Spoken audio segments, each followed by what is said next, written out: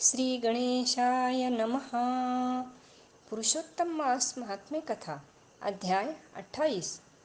श्री नारायण बोले, चित्रगुप्त धर्मराज के वचन को सुनकर अपने योद्धाओं से बोले, यह करदय प्रथम बहुत समय तक अत्यंत लोभ से ग्रस्त हुआ, बाद चोरी करना शुरू किया। इसलिए यह प्रथम प्रेत शरीर को प्राप्त कर बाद वानर शरीर में जाए, तब हम इसको बहुत सी नरक यातना देंगे। हे भट्ट लोग, धर्मराज के गृह में यही क्रम श्रेष्ठ है। इस प्रकार चित्रगुप्त से आज्ञा प्राप्त होने पर भयंकर भट्ट लोगों ने चित्रगुप्त की आज्ञानुसार शीघ्र वैसा ही किया और उस ब्राह्मण को पीटते हुए प्रथम प्रेत शरीर में करके फल रहित वन में रखा। वह ब्राह्मण प्रेत योनि को प्राप्त कर उस निर्जन गहन वन में क्षुधा तृषा से अत्यंत व्याकुल होकर भ्रमण करने लगा। प्रेत योनि में होने वाले दुख को भोग कर बाद फलों के चोरी करने से होने वाली वानर योनि को गया। सुंदर शीतल जल और छाया तथा फल पुष्प से युक्त जम्बू खंड के मनोहर सुंदर कालंजोर पर्वत पर वहाँ इंद्र से बनाया हुआ उत्तम कुंड है। मानस सरोवर के समान पवित्र सत्पुरुषों से सेवित पापों का नाश करने वाला देवताओं को भी दुर्लभ मृगतीर्थ नाम से प्रसिद्ध था, जिसमें श्राद्ध करने से पितरलोक सद्गति को चले जाते हैं। वहाँ पर देवता लोग दैत्यों के भय से मृग होकर निरंतर निर्भय स्नान करने लगे, इसलिए विद्वान लोग उस कुंड को मृगतीर्थ कहते हैं। मनुष्य शरीर को प्राप्त कर यह ब्राह्मण वहाँ पर फलों की चोरी करने के पाप से प्रथम वानर शरीर को प्राप्त हुआ। नारद मुनि बोले, त्रैलोक्य को पवित्र करने वाले रमणीय मृगतीर्थ में पाप कोटि से युक्त वह दुष्ट वानर कैसे वास करता हुआ? हे नाथ, हे तपोधन, मेरे मन के संदेह को काटो, क्योंकि आपके समान गुरुजनों का अपने शिष्यों के विषय में कभी भी गोप्य नहीं होता है। सूत जी बोले, हे विप्रलोक, इस प्रकार नारद मुनि से प्रेरित होने पर अत्यंत प्रसन्न तपोनिधि नारायण भगवान नारद मुनि का सत्कार करते हुए बोले। श्री नारायण बोले, कोई चित्रकुंडल नाम का महान वैश्य था। पतिव्रत धर्म में परायण तारक नाम की उस वैश्या की स्त्री थी। उन दोनों ने भक्ति से पवित्र श्री पुरुषोत्तम मास का व्रत किया। जब पुरुषोत्तम मास का व्रत करते उन दोनों का पुरुषोत्तम मास बीत गया। अंतिम वाले दिन के आने पर स्त्री के साथ हर्ष से युक्त श्रद्धापूर्वक चित्रकुंडल ने उद्यापन किया। पुरुषोत्तम मास के उद्यापन विधि करने के लिए वेद और वेदांग को जानने वाले गुणी स्त्री सहित ब्राह्मणों को बुलाया। हे नारद, वहाँ पर धन के लोभ से करदय भी आया। उद्यापन विधि के पूर्ण होने पर चित्रकुंडल ने बहुत बड़े दानों से उन सपत्नीक ब्राह्मणों को प्रसन्न किया। उन समस्त ब्राह्मणों के प्रसन्न होने पर भूयसी दक्षिणा को दिया। उस दी हुई भूयसी दक्षिणा से प्रसन्न अन्य सब ब्राह्मण गृह को गए, परंतु अत्यंत लोभी करदय उस वैश्य चित्रकुंडल के सामने रोता हुआ खड़ा हो गया और विनय से नम्र होकर गदगद वाणी से बोला, हे चित्रकुंडल, हे वैशेष, हे भगवत भक्ति के सूर्य, आपने पुरुषोत्तम मास का व्रत विधि से अच्छी तरह किया। इस तरह पृथ्वी तल में कहीं पर किसी ने नहीं किया। आप कृतार्थ हो, आप सर्वथा भाग्यवान हो, जो तुमने परम भक्ति से पुरुषोत्तम भगवान का सेवन किया। तुम्हारे पिता धन्य हैं और तुम्हारी पतिव्रता माता धन्य हैं, जिन दोनों ने तुम्हारे समान हरिवल्लभ पुत्र को पैदा किया। यह पुरुषोत्तम मास धन्य से भी धन्य है, जिसके सेवन से मनुष्य इस लोक के और परलोक के फल को प्राप्त करता है। हे विशांपते, तुम्हारी इस पूजा को देखकर मैं चकित हो गया।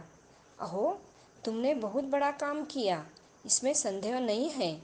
हर्ष से दूसरे ब्राह्मणों को बहुत सा धन दिया। हे भूरिद, भाग्यहीन मेरे लिए क्यों नहीं देते हो? इस प्रकार करदय के कहने पर चित्रकुंडल वैश्य ने करदय को धन दिया। करदय ने धन को लेकर प्रसन्नता से जमीन में गाड़ दिया। वहाँ पर करदय ने श्री पुरुषोत्तम की बड़ी पूजा देखी और धन के लोभ से पुरुषोत्तम मास की प्रशंसा की। पूजा के दर्शन महात्म्य से और पुरुषोत्तम भगवान की स्तुति से तथा धन का लोभ होने पर भी मृगतीर्थ को आया।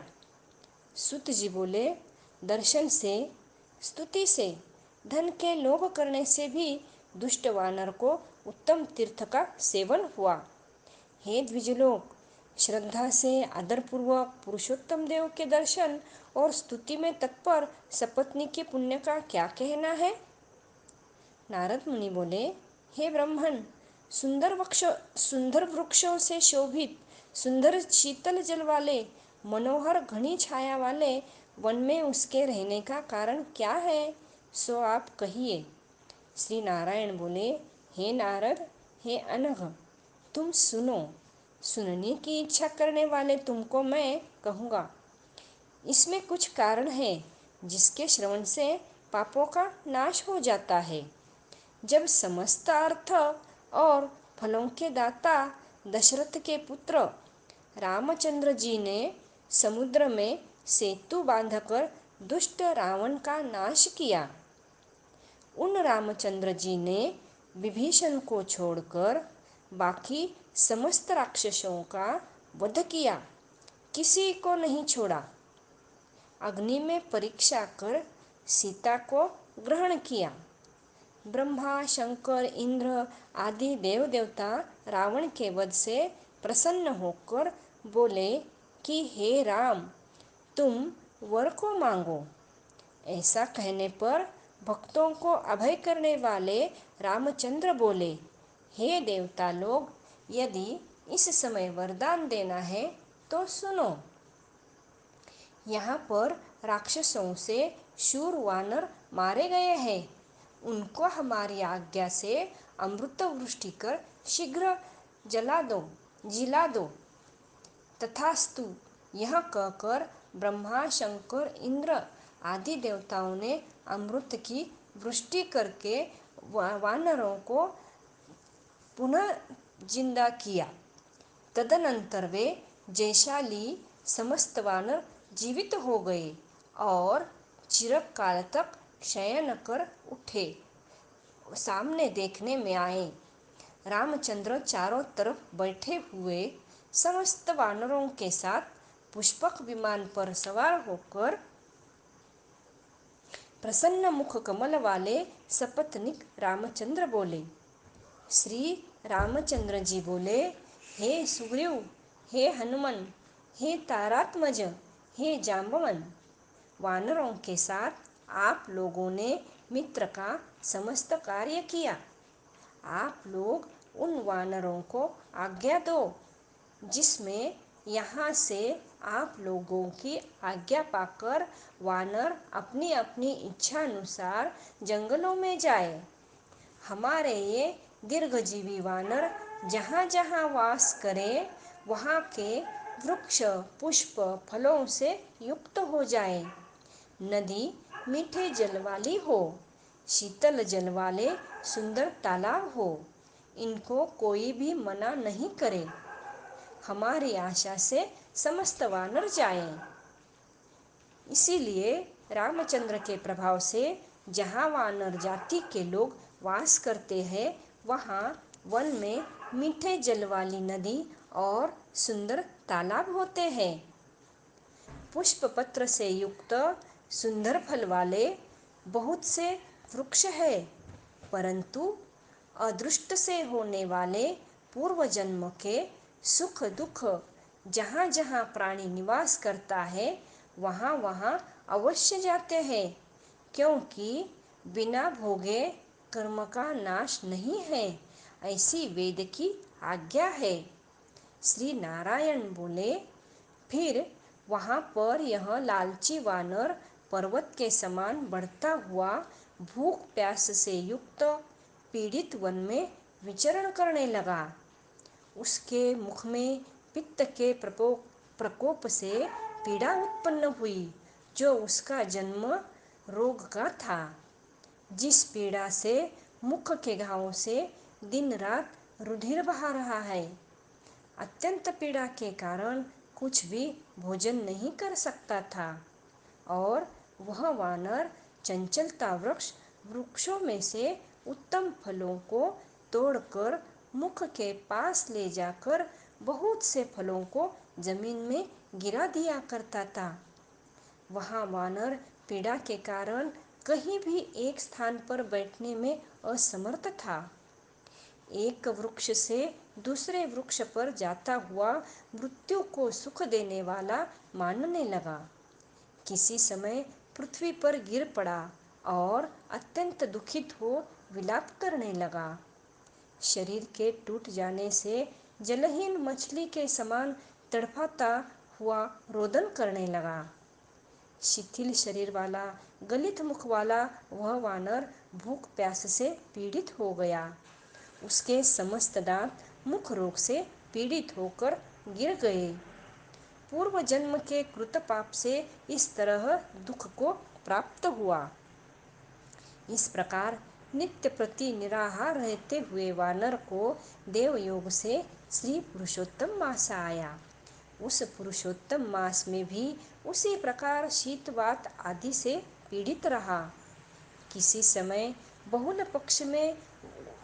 पक्ष में घन वन में विचरण करता हुआ प्यासा वानर कुंड के पास पहुँचने पर भी जलपान करने को समर्थ नहीं हुआ। भूख से युक्त भी चपलता से वहाँ ऊंचे वृक्ष के ऊपर चढ़ गया। एक वृक्ष से दूसरे वृक्ष पर जाते हुए उसके बीच में एक कुंड आ पड़ा। बहुत दिनों से निराहार शिथिल इंद्रिय और जर्जर शरीर वाला निर्बल शिथिल प्राण वाला कुंड के तटभाग में आया। इस प्रकार दशमी तिथि में 4 दिन तक वानर को पुरुषोत्तम मास में उस कुंड में लोटपोट करते बीत गए। 5वें दिन के आने पर मध्याह्न काल में उस तीर्थ में जल से भीगा शरीर वाला वानर प्राण से रहित होकर गिर गया, और वह उस देह को त्याग कर पापों से रहित होकर तत्काल दिव्य आभूषणों से भूषित दिव्य देह को प्राप्त किया, जो कि नीलकमल के दल के समान श्याम वर्ण, करोड़ों कामदेव के समान सुंदर, चमकते हुए रत्नों से जटित किरीटधारी, सुंदर शोभमान मत्स्य कुंडल वाला, शोभमान पवित्र पीत वस्त्रधारी, कमल में रत्नों से जटित मेखला वाला, शोभमान बाजूबंद, कंकन अंगूठी हार से शोभित, नील वर्ण के टेढ़े चिकने बालों से आवृत सुंदर मुख था। उसी समय शीघ्र वहाँ वैष्णवों से युक्त विमान आया, जिसमें भेरी, मृदंग, पटह, वेणु, वीणा का महान शब्द हो रहा है और देवांगनाओं का नाच हो रहा है। गंधर्व किन्नर के सुंदर गान हो रहे हैं।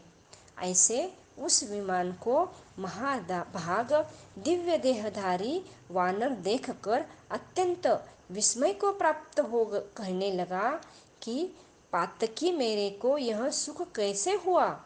यह विमान सुख बड़े पुण्यात्मा को ही होना उचित है। इसके बाद कोई देवांगना उसके ऊपर चंद्रमा के समान श्वेत छत्र को धारण करती हुई, कोई 2 अप्सराएं हर्ष से उसको दोनों तरफ चामर को डुला रही है। कोई पान हाथ में लिए खड़ी है और उसके सामने अप्सराएं नाच कर रही है। कोई गंगा जल से भरी हुई झाड़ी को लिए खड़ी है, कोई उसके सामने खड़ी गाने बजाने में तत्पर है। इस प्रकार उस वैभव को देखकर चित्र में बने हुए में समान निश्चल हो गया। यह क्या है? मुझ दुष्ट पातकी को किस पुण्य से यह सब प्राप्त हुआ? मेरा कुछ भी पुण्य नहीं है जिसमें मैं हरि भगवान के परम पद को जाऊं। श्री नारायण बोले, इस प्रकार तर्क करते हुए करदय ने सुख का बहुत बड़ा खजाना दिव्य विमान को सामने देखकर आश्चर्य किया। बाद हरिभटों ने उस करदय का हार्दिक अभिप्राय जानकर उसके सामने विनयपूर्वक हाथ जोड़कर उसके चरणों में नमस्कार कर वानर शरीर को त्यागे हुए उस करदय को सुंदर वचन कहा। इति श्री बृहन्नारदीय पुराणे श्री पुरुषोत्तम मास महात्म्ये अष्टविंशोऽध्यायः समाप्त।